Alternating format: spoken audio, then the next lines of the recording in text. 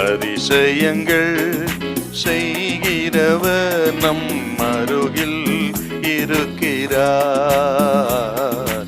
அற்புதங்கள் செய்கிறவர் என்றும் நமக்குள் வசிக்கிறார்.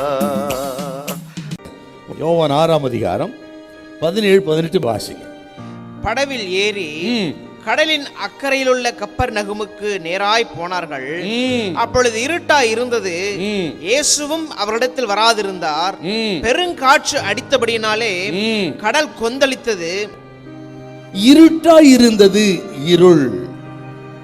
இந்த இருள் அப்படின்னா நமது வாழ்க்கையில சில நேரத்துல என்ன நடக்கிறது, ஏன் இது நடக்கிறது, எனக்கு ஒண்ணுமே புரியலப்பா.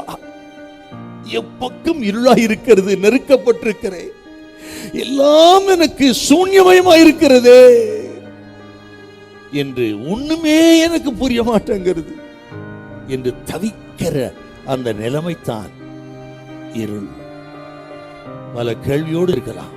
ஏன் ஆண்டவரே, உத்தமமாய் பின்பற்றுகிற என் குடும்பத்துக்கு ஏது நடக்கல, என்ன நடக்குது சாமி என்று நீங்க பல கேள்வியோடு இருக்கலாங்க. கிறிஸ்தவ வாழ்க்கையிலே இது ஒரு பகுதி, இது ஒரு ஸ்டேஷன். சில காலத்தில் இப்படி நடக்குங்க. சில வியாதி, சில டாக்டர் ரிப்போர்ட் அல்லது மாறான செய்தி. அப்ப ஏன் என்று இருளை நம்ம சந்திக்க வேண்டியது வரும். அது நம்ம கிறிஸ்தவ வாழ்க்கையில ஒரு பகுதிங்க.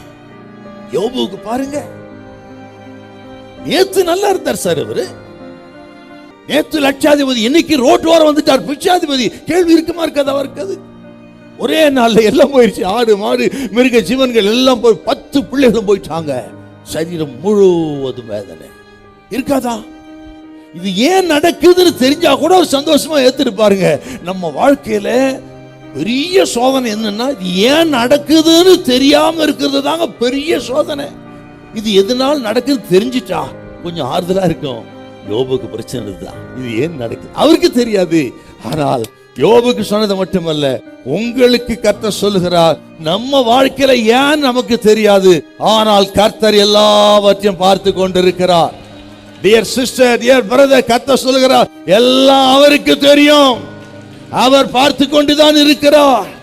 யோபுவின் சோதனை தேவனுக்கும் சாத்தானுக்கு இடையே நடைபெற்ற ஒரு யுத்தம் அப்படின்னு யோபுக்கு தெரியாது, கர்த்தருக்கு தெரியும்.